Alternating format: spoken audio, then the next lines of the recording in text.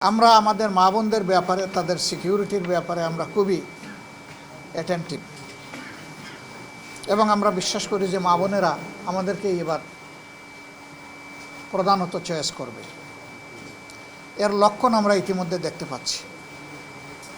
আমাদের বোনদের মায়েদের নির্বাচনী প্রচারণায় বিভিন্ন জায়গায় বাধা দেওয়া হচ্ছে, এমনকি হেজাব খুলে নেওয়ার ঘটনাও ঘটেছে। ঘোষণা দেওয়া হয়েছে এদের কাউকে দেখলে তোমরা ঠেকিয়ে দেবা, কোথাও বলা হয়েছে তাদেরকে তাড়িয়ে দেবা। মা বোন তো সবারই আছে। এই শব্দগুলা কেন?